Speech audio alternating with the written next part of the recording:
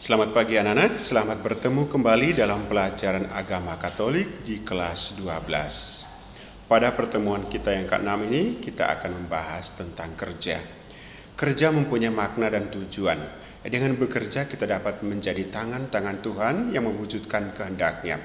Selain itu kita juga akan mendalami hubungan antara kerja dengan doa, dan doa bisa menjadikan kerja manusia mempunyai aspek religius. Doa dapat mendorong manusia untuk bekerja lebih tekun, lebih tabah, dan tawakal. Pertama kita lihat arti kerja. Kerja adalah setiap kegiatan manusia yang diarahkan untuk kemajuan manusia, baik kemajuan rohani, jasmani, dan untuk mempertahankannya. Dari pernyataan ini membuktikan bahwa kerja memerlukan pemikiran, dan yang kedua kerja merupakan kegiatan insani. Kerja memerlukan pemikiran, dengan sadar harus diarahkan kepada tujuan tertentu. Lalu kerja merupakan kegiatan insani adalah bahwa dalam diri manusia sebagai makhluk yang berakal budi, oleh karena setiap jenis pekerja memiliki martabat dan nilai insani yang sama. Dipandang dari segi ini tidak ada pekerja yang kurang atau yang lebih mulia dari pekerjaan lain. Lalu kemudian makna kerja. Makna kerja pertama secara ekonomis dipandang yaitu pengerahan tenaga untuk menghasilkan sesuatu yang diperlukan atau diinginkan oleh seseorang atau masyarakat. B. Kerja secara sosiologis, usaha memenuhi kebutuhan sendiri sekaligus juga mengarahkan kepada pemenuhan kebutuhan masyarakat. C. Makna kerja secara antropologis, memungkinkan manusia untuk membina dan membentuk diri pribadinya. Dengan bekerja manusia menjadi lebih manusia dan bisa menjadi teman bagi sesamanya. Lalu tujuan kerja. Pertama, tujuan kerja untuk mencari nafkah. Orang bekerja untuk mencari nafkah untuk mengembangkan kehidupan jasmani dan mempertahankannya. Kedua, kerja untuk memajukan teknik dan kebudayaan. Nilai yang hendak dicapai lebih bersifat rohani. Dengan bekerja orang dapat memajukan salah satu cabang teknologi atau kebudayaan. Ketiga, kerja menyempurnakan diri. Dengan bekerja manusia lebih menyempurnakan diri sendiri. Ia menemukan harga dirinya ketika bekerja.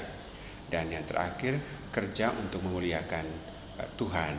Dan kita akan bahas berikutnya bahwa dengan bekerja manusia menghormati Tuhan karena sampai sekarang Tuhan pun masih bekerja. Lalu kemudian pemahaman tentang kerja dan istirahat.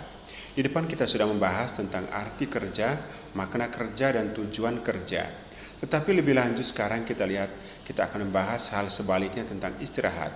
Pernyataan ada hubungan dua hal yang saling kontradiksi, yaitu ternyata ada dua hal yang saling kontradiksi, yaitu hubungan antara kerja dan istirahat.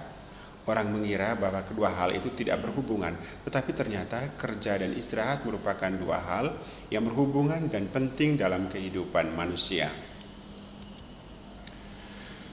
Kerja membuat hidup berarti. Dengan hormat terhadap martabat manusia, tidak seorang pun boleh dihalangi untuk bekerja.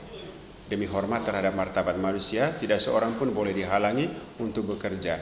Demi harga diri, setiap orang harus bekerja untuk menanggung hidupnya sendiri. Namun kerja juga mempunyai makna religius. Allah sendiri dilukiskan sebagai pencipta yang bekerja dari hari pertama sampai hari ke-6. Dan hari ke-7 Tuhan beristirahat. Lihat Kejadian bab 1 ayat 1-2 dan 3. Dari teks ini kita dapat menyimpulkan bahwa Allah memerintahkan manusia untuk bekerja. Jadi kerja bukan karena akibat dosa, tetapi kerja di sini mempunyai muatan pemahaman yang sangat positif. Dengan bekerja manusia ikut menyelenggarakan ciptaan Tuhan.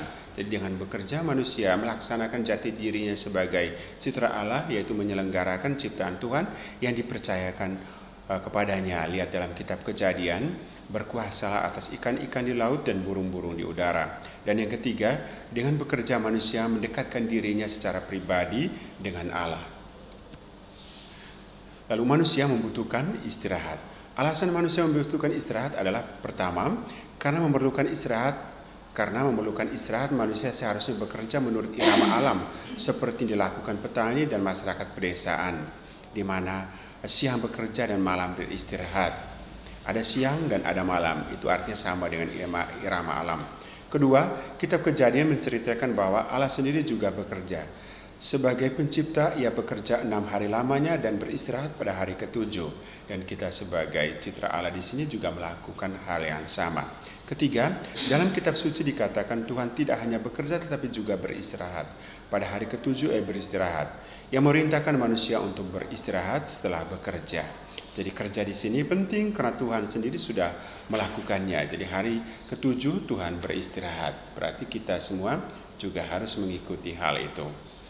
Lalu hubungan antara kerja dan doa berkaitan dengan kerja. Doa mempunyai peranan penting dalam pekerjaan kita. Antara lain, doa itu penting antara lain: satu, doa dapat menjadi daya dorong bagi kita untuk bekerja lebih tekun. Dua, doa dapat memurnikan pola motivasi dan orientasi kerja kita. Dan ketiga, doa dapat menjadikan manusia mempunyai aspek religius.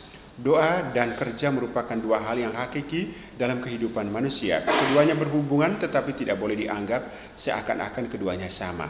Semakin orang bekerja seharusnya semakin orang berdoa. Mengapa? Karena jika bekerja semakin banyak, ada bahaya orang semakin tenggelam dan terikat pada pekerjaannya. Maka doa sebagai refleksi atas kerja harus ditingkatkan juga. Lalu kedua, jika bekerja semakin banyak tentu semakin dibutuhkan kekuatan dan dorongan. Doa seringkali menjadi kekuatan bagi orang beriman. Doa dan kerja seharusnya merupakan perwujudan dari iman seseorang. Baik, demikian anak-anak pembahasan kita pada pertemuan kali ini.